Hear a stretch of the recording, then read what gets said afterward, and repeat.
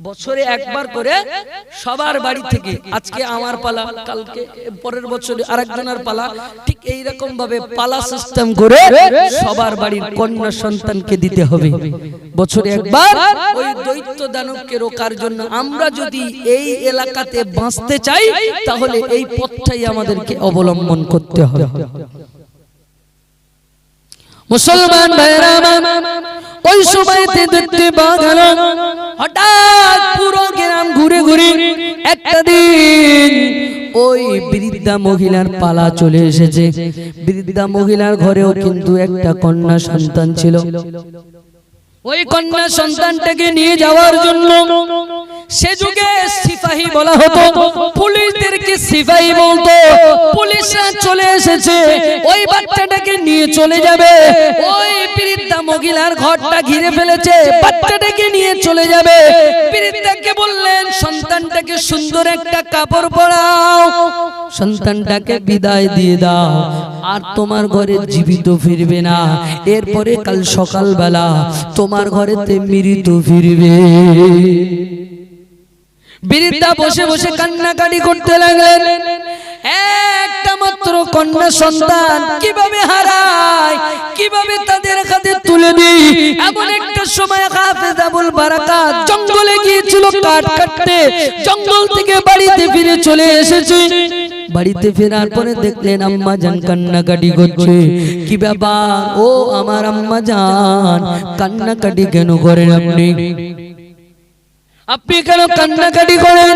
ওই সময়তে আম্মা জান বললেন, এলাকার একটা নিয়ম আছে, এই তোমার বোনকে ওরা আজকে নিয়ে চলে যাবে, এখন ওদের হাতে তুলে দিতে হবে।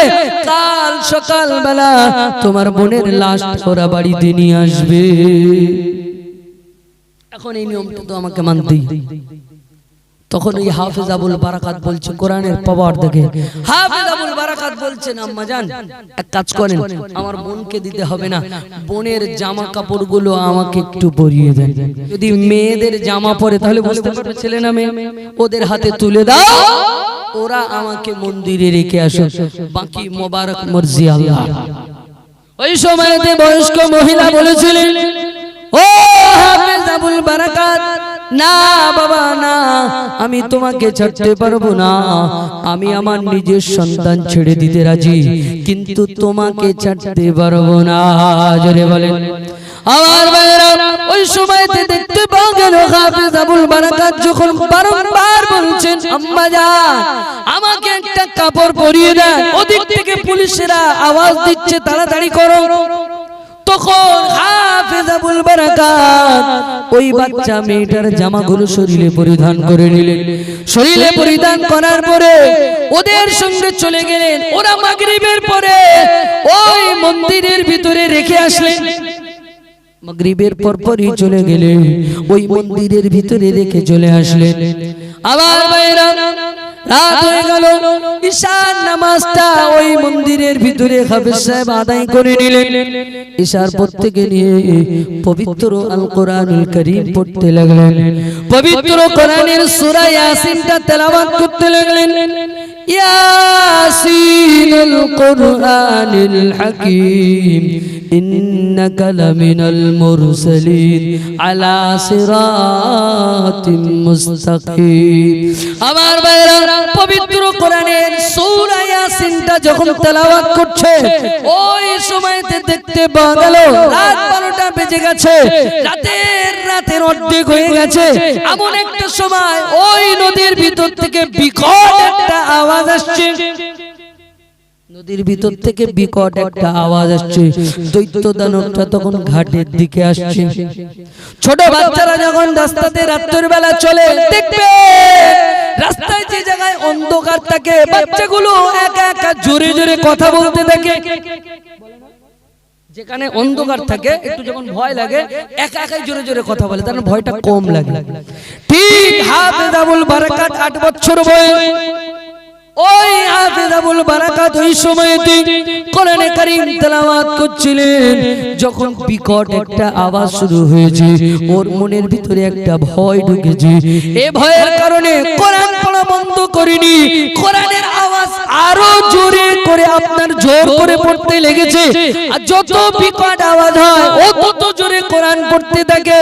ও মুসলমান, এমন একটা সময় দেখতে পাওয়া গেল কোরআনে কারীম তেলাওয়াত করতে করতে সূরা ইয়াসিনটা শেষ হওয়ার আগে আগে ওই দৈত্য দানবটা ঘাটে আসার পূর্বেই কোরআনে কারীমের আওয়াজ শুনে আবার ব্যাকে চলে গেছে। আর একটু জোরে বলেন ও মুসলমান, সকাল হয়ে গেল, পুলিশরা চলে এসেছে, লাশ বার করতে হবে। প্রতি বছরে যেমন লাশ পাওয়া যায়, এবছরও নিশ্চয়ই একটা লাশ আছে। ভিতরে গিয়ে দেখলেন একটা যুবক বসে আছে, একটা বাচ্চা ছেলে বসে আছে। বাচ্চা ছেলেটাকে জিজ্ঞাসা করলেন, কি ব্যাপার? এখানে তো আমরা একটা কন্যা রেখে গিয়েছিলাম, পুরুষ কিভাবে হলো? একজন বলছেন পুরুষ কিভাবে হলো ওটা পরের কথা, বাঁচলো কিভাবে এটা আগে জিজ্ঞাসা করো। নারী নাকি পুরুষ ও প্রশ্ন পরে হবে, বেঁচে ফিরেছে কিভাবে এইটা আগে জিজ্ঞাসা করো। অনেক যুগ যুগ ধরে আমরা ওই দৈত্য দানবকে রোখার মতো কোন অস্ত্র খুঁজে পাইনি, আজকের কি অস্ত্র দিয়ে বেঁচেছে এটাই ওকে জিজ্ঞাসা করো। হাফেজ আবুল বারাকাতকে জিজ্ঞাসা করা হলো, ও হাফেজ আবুল বারাকাত, কিভাবে ওই দৈত্য দানবের থেকে বেঁচে ফিরলে? দৈত্য দানবের কাছ থেকে কিভাবে বেঁচে ফিরেছো একটা বার বলো। হাফেজ আবুল বারাকাত বললেন, রাতের বেলা আপনারা যখন ডেকে গিয়েছিলেন ইশার নামাজটা আদায় করে নিয়েছিলাম, ইশার পর থেকে নিয়ে পবিত্র আল কোরআনুল কারীম পড়তে শুরু করলাম। সূরা ইয়াসিন যখন শুরু করেছি, সূরা ইয়াসিন শেষ হওয়ার আগে আগে আপনার দৈত্য দানব চলে গেছে। সেই সময় থেকে প্রতি বছরে ওখানে কোরআনে কারীম তেলাওয়াত করানো হয়। ও মুসলমান, ওই এলাকায় কোনো মসজিদ ছিল না, এই কোরআনের বদৌলতে মসজিদ হয়েছে। ওখানে কোনো মাদ্রাসা ছিল না, এই কোরআনে কারীমের বদৌলতে কোরআনের কারখানা হয়েছে। ও মুসলমান, এই কোরআনে কারীমের বদৌলতে এলাকায় কোরআনের আলো জ্বলেছে। মুসলমান, কোরআনের পাওয়ার এটা একটা আমি আপনাদেরকে বলেছি, এরকম পবিত্র কোরআনের পাওয়ার অগণিত রয়েছে। মুসলমান, ওই কোরআনকে আমাদেরকে মেনে চলতে হবে। ওই কোরআনটা আমাদেরকে গাইড বুক হিসেবে আল্লাহ পাক দিয়েছে। এই কোরআনটা যদি মেনে না চলি, আমাকে আপনাকে জাহান্নামায় যেতে হবে। কোরআনটা যদি মেনে না চলি, আমাকে আপনাকে জাহান্নামায় যেতে হবে। কারণ এই কোরআনটা আমাদের জন্য গাইড বুক হিসাবে পাঠিয়েছে। কোরআন তেলাওয়াত করব, পৃথিবীর সমস্ত ভয় দূরীভূত হবে, পৃথিবীর সমস্ত বিপদ আপদ বালা মুসিবত সমস্ত কিছু দূরীভূত হয়ে যাবে এই কোরআনের জন্য। অনুনাজ্জিলু মিনাল কোরআনি মা হুয়া শিফাউ ওয়া রাহমাতুল লিল মুমিনিন। ও মুসলমান, এই কোরআনটা শিফার জন্য এসেছে। মুসলমান, তুমি অসুস্থ হয়েছো, কোরআন পড়ো, আল্লাহর কাছে চাও, এই কোরআনের বদৌলতে আল্লাহ তোমাকে সুস্থ করবে। জোরে বলেন, এই কোরআনটা তোমার শিফার জন্য আল্লাহ পাঠিয়েছেন। পবিত্র কোরআনকে আল্লাহ রাব্বুল আলামিন মুমিনের কল্যাণের জন্য পাঠিয়েছেন। মুমিন কোরআনকে যে কাজে ব্যবহার করবে, মুমিন কোরআনে কারীম তেলাওয়াত করে প্রতিটা কাজে যাবে। আমরা বলি বিসমিল্লাহির রহমানির রহিম বলে যে কাজটা শুরু করবে, ওই কাজের ভিতরেই মঙ্গল থাকবে। বলি না যে যে কাজটা বিসমিল্লাহ বলে শুরু করবে, এই বিসমিল্লাহটাও কিন্তু কোরআনের আয়াত। অতএব কোরআন দিয়ে যেটা শুরু করবে সেটা, এই যেরকম আজকের এই ছোট্ট একটা মজলিস, এই ছোট্ট মজলিসটা যখন পবিত্র কোরআনের কথা হচ্ছে, এটাই হলো একটা জান্নাতের বাগান। জোরে বলে, পৃথিবীর জমিনে বড় বড় সম্মেলন হয়, বড় বড় সভা হয়, রাজনীতির সভা বলে, কোন ধর্মীয় সভা বলে, ও মুসলমান সেখানে কোরআনে কারীম তেলাওয়াত হয় না, ওটা কিন্তু জান্নাতের বাগান নয়। মুসলমান চারিদিকে ফুল দিয়ে সাজানো আছে, নতুন নতুন কাপড় লাগানো আছে, রকম রকমের লাইট লাগানো রয়েছে, কিন্তু না না না, আজকের এই খালি জায়গাতে বসে আছি, খালি চট টাঙানো রয়েছে। মুসলমান কানটাগুলো শুনে রেখে দেন, এটাই হলো জান্নাতের বাগান। ধরে বলেন, এটা জান্নাতের বাগান হয়েছে তার একটাই ওসিলা, সেটা হলো পবিত্র আল কোরআন। তার একটাই ওসিলা, সেটা হলো পবিত্র আল কোরআন। এই পবিত্র আল কোরআনের ওসিলাই এটা জান্নাতের বাগান হয়েছে। সেজন্য আমি আপনাদের কাছে অনুরোধ করব, কোরআন আমাদেরকে শিখতে হবে এবং আমাদের সন্তানদেরকেও কোরআনের শিক্ষা দিতে হবে। এবং সেই শুধু কোরআন শিখলে হবে না, কোরআন শিখে বসে থাকলে হবে না, ওই কোরআন মোতাবেক আমাদের চলার চেষ্টা করতে হবে। ওই কোরআন মোতাবেক আমাদের চলার চেষ্টা করতে হবে। পৃথিবীর জমিনে আল্লাহ রাব্বুল আলামিন পাঠিয়েছেন, ও মুসলমান, 70 বছরের হায়াত দিয়েছেন, 80 বছরের হায়াত দিয়েছে, আপনার 90 বছরের হায়াত পেয়েছি। এই জীবন জিন্দেগিটা যদি কোরআন দিয়ে চালাতে পারি, আল্লাহ রাব্বুল আলামিন নিশ্চিত রহমতে দয়া জান্নাত দেবেন। আল্লাহ রাব্বুল আলামিন এই 80 বছর 90 বছর যদি আল্লাহ রাব্বুল আলামিনের ইবাদত করতে পারি, ও মুসলমান, রহমতের দয়ার জান্নাত দেবে। ও মুসলমান, পবিত্র কোরআনের একটা সূরা আছে, যে সূরাটার নাম হলো সূরা ওয়াকিয়া। এই সূরাটা যদি প্রতিদিন রাতের বেলা ঈশার নামাজের পর কি মাগরিবের পরে আমরা তেলাওয়াত করি, আমাদের আপনার সংসারে কোনোদিন রুজির অভাব হবে না। এটা হলো কোরআনের পাওয়ার। ও মুসলমান, কোরআনে কারীমের ভিতরে একটা সূরা রয়েছে, ওই সূরাটার নাম হলো সূরা মুলক। এই সূরাটা যদি আপনি কন্টিনিউ প্রতিদিন তেলাওয়াত করতে থাকেন, তাহলে এই সূরা মুলক আপনি যখন কবরে শুয়ে পড়বেন, আপনার কবরে বিষধর সাপ আসবে, ওই বিষধর সাপের সামনে আপনার কাঠ হয়ে এই সূরা মুলক দাঁড়িয়ে যাবে। জোরে বলেন, সূরা মুলক তখন বলবে, আমি হলাম সূরা মুলক। আল্লাহ রাব্বুল আলামিনকে বলবেন, ও রাব্বুল আলামিন আল্লাহ, এই বান্দা প্রতিদিন সূরা মুলক তেলাওয়াত করত, আজকে আমি তাকে বাঁচাতে এসেছি, আপনি যদি আমাকে বাঁচাতে না দেন, তাহলে কোরআনে কারীম থেকে আমাকে মুছে দেন। জোরে বলেন, কোরআনে কারীম থেকে আমাকে মুছে দেন, কোরআনে কারীমে রাখার দরকার নেই। আল্লাহ কি মুছবেন? আল্লাহ কি মুছবেন না? তখন আল্লাহ রাব্বুল আলামিন ওই ব্যক্তিটাকে ক্ষমা করে দেবেন। জোরে বলেন, এটাও কোরআনের পাওয়ার। মুসলমান কানটা খুলে শুনে রেখে দেন, সেই জন্য আমাদেরকে কোরআনকে শিখতে হবে, কোরআন অনুপাতে চলতে হবে, কোরআনটা আমাদের গাইড বুক।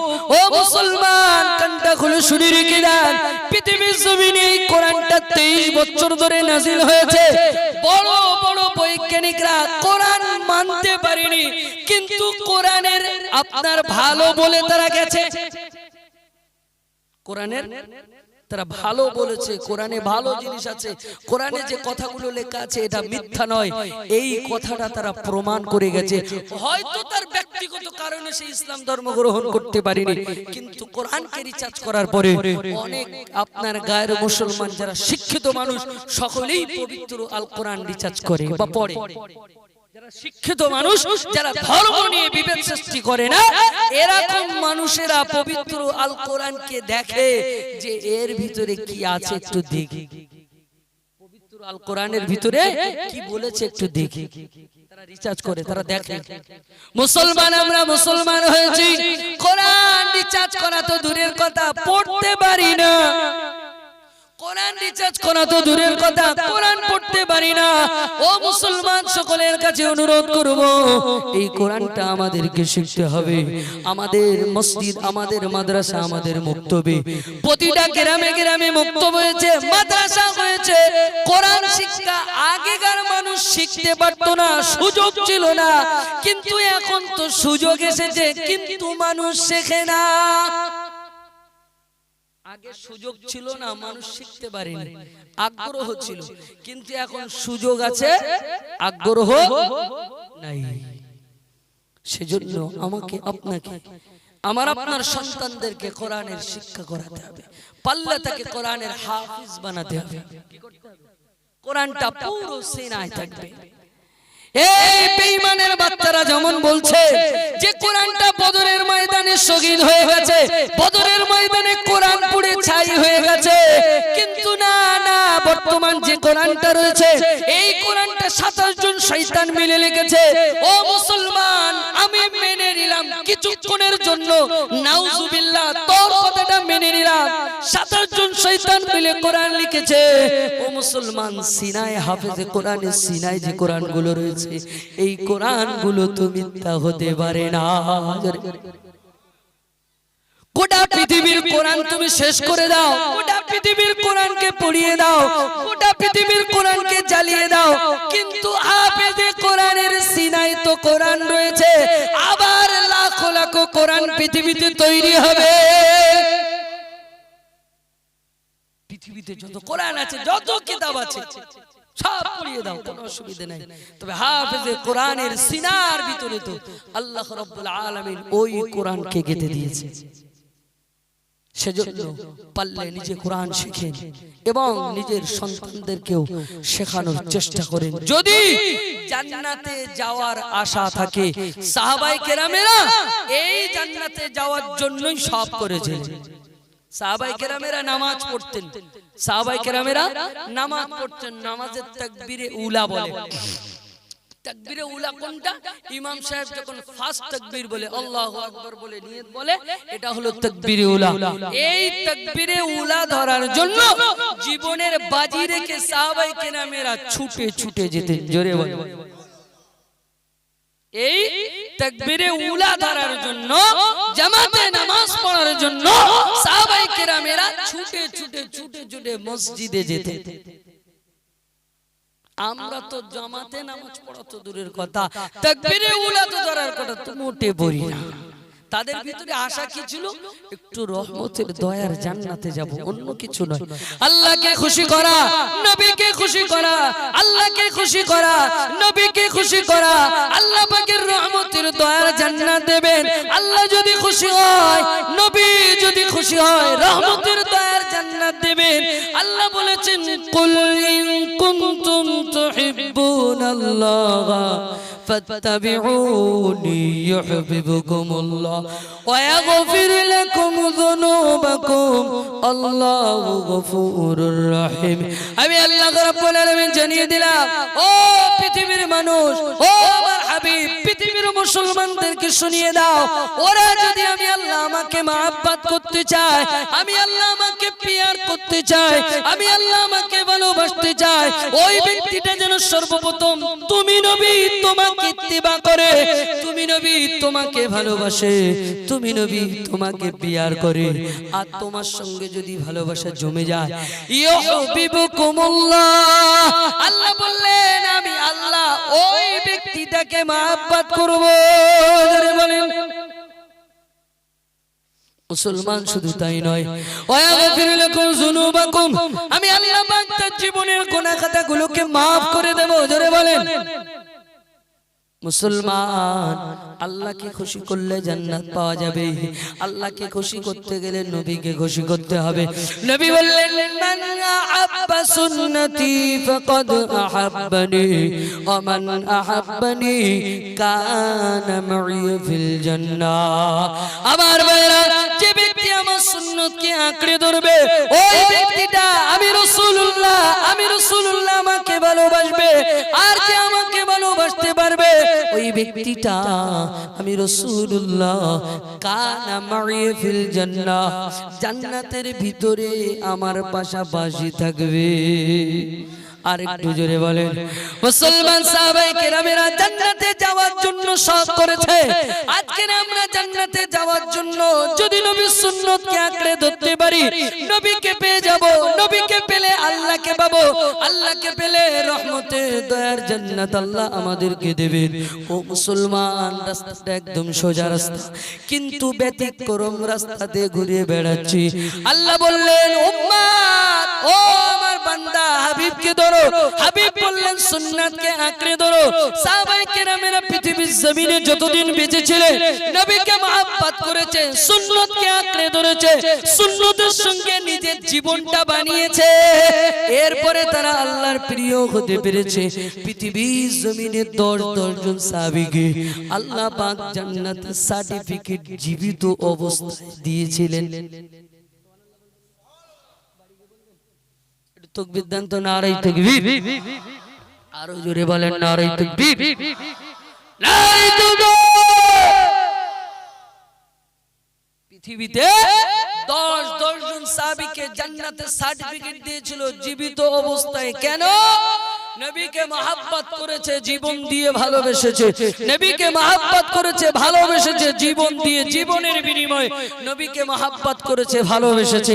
আজকে আমরা ভালোবাসি, জীবন দেওয়া তো দূরের কথা, জীবন দেওয়া তো দূরের কথা, যদি 5,000 টাকা চাই নবীর মহব্বতে, মাথা খারাপ। 50 টাকা লে, 5,000 টাকার দরকার নেই, 50 টাকা লে। নবীর মহব্বতে তো 50 টাকা দেবো, বেশি দেবো। ও মুসলমান, সাহাবায়ে কেরামেরা জীবন দিয়েছে।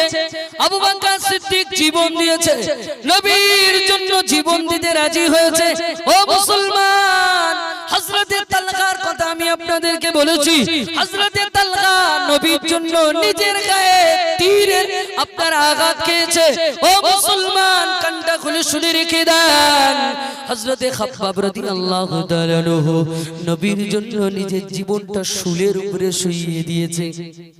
শুলের উপরে শোয়ার পরে তীরের আঘাত খেয়েছে, এরপরও নবীকে ছাড়েনি।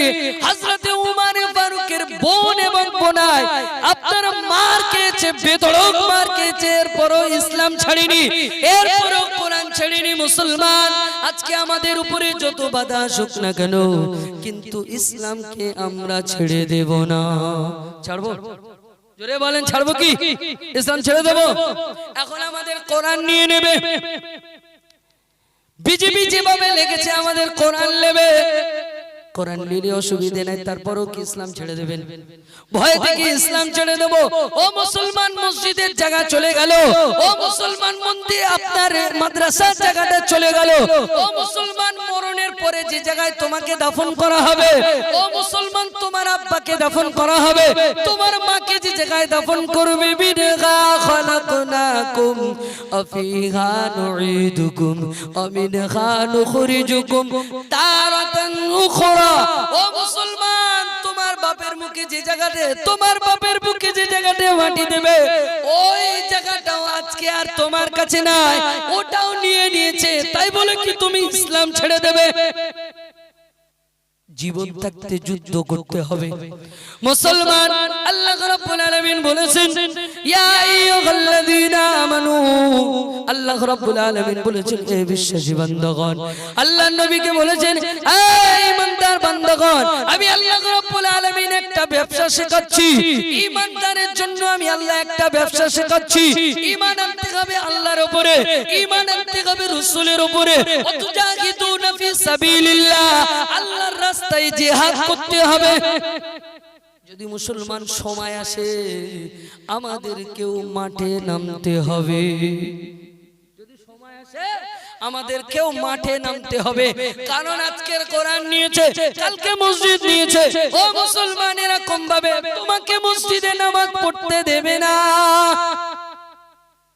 বিজেপির কোন বিধায়ক তো বলেছে, বিজেপি যদি পশ্চিম বাংলায় ক্ষমতায় আসে, রাস্তাঘাটে কোথাও নামাজ হবে না। রাস্তাঘাটে কোথাও আমরা কোথাও যাচ্ছি, ধরেন এই আজমিরের গাড়িগুলো যায়, দেখবেন রাস্তাঘাটে যেখানে সেখানে দাঁড়িয়ে একটা পয়েন্ট থেকে আমরা নামাজ পড়ি, এরকম করতে দেবে না। যেটা বর্তমান উত্তরপ্রদেশে শুরু হয়ে গেছে, রাস্তায় যদি নামাজ পড়া হয় সেখানে বেদরক মার শুরু করে দেয়। ওটাও আমার পশ্চিম বাংলায় যেদিন বিজেপি ক্ষমতায় চলে আসবে ওদিন আমাদের মারতে শুরু করবে। ও মুসলমান, কানটা খুলে শুনে রেখে দেন, আজকে আমরা পৃথিবীর জমিনে আল্লাহ আমাদেরকে পাঠিয়েছেন, জ্ঞান এবং বুদ্ধি আমাদেরকে দিয়েছে। আমাদের জ্ঞান এবং বুদ্ধিটা খরচ করে আমরা পৃথিবীর জমিনে যাতে বাঁচতে পারি, কোরআনটা আমাদের কাছে থাকে, কোরআন নিয়ে যেন বারবার টানাটানি করতে না পারে, মসজিদ নিয়ে যেন বারবার টানাটানি না করতে পারে, মাদ্রাসা নিয়ে যেন টানাটানি না করতে পারে, ওই আপনার কবরস্থানের জায়গা নিয়ে যেন টানাটানি না করতে পারে, এরকম একজন ব্যক্তিকে আমরা চুজ করব। এরকম একজন ব্যক্তিকে আমাদেরকে চয়েস করতে হবে, যে ব্যক্তিটা আমার কোরআনটা আমার বুকে ফিরিয়ে দেবে, যে ব্যক্তিটা আমার মসজিদটা আমার আঙ্গিনায় দেবে, আমার মাদ্রাসাটাকে ফিরিয়ে দেবে, আমার কবরস্থানে শোয়ার জায়গাটা ফিরিয়ে দেবে, এই রকম ব্যক্তিকে আমাকে অনুসরণ করতে হবে, চুজ করতে হবে। একটা ছেলে বা মেয়ে বিয়ে দেওয়ার জন্য যতটা খোঁজ খবর নিয়ে আমরা বিয়ে দিই, কিন্তু ভোটটা দেওয়ার আগে একবারও ওই নেতা সম্পর্কে ততটা খোঁজ আমরা নেই না। নিজের ছেলেটা যখন বিয়ে দেব, এরা একবার দেখতে এসেছে, ওরা একবার এসেছে, এদিক থেকে ওদিক থেকে দুবার তিনবার হয়ে গেছে, এরপরেও ছেলের বাপটা আপনার মেয়ের বাপ চলে গেছে, ওই ছেলের গ্রামে চলে গেছে, আপনার বাজারে গিয়ে বা দোকানের মাথায় যেখানে বলেন, আশেপাশে লোকের কাছ থেকে খবর নিচ্ছে, অমুকের ছেলেটা কেমন হবে, অমুক কেমন ব্যক্তি, চারিদিকে খোঁজ খবর নেওয়ার পরে ছেলেটা বিয়ে দিল, মেয়েটা বিয়ে দিল। ও মুসলমান, ভোট দেওয়ার আগে একবারও ভাবিনি কাকে ভোট দিচ্ছি, চোরকে দিচ্ছি না চিটিংবাজকে দিচ্ছি। আমার এই মনের সেই বাসনা সোনার মদিনা, মনের মাঝে আছো তুমি কেন বোঝো না, মনের মাঝে আছো তুমি কেন দেখো না, এই মনের সেই কামনা সোনার মদিনা।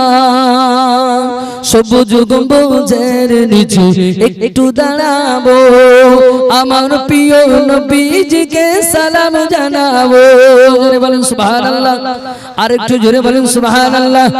সবুজ গম্বুজের নিচে একটু দাঁড়াবো, আমার প্রিয় নবীজিকে সালাম জানাবো।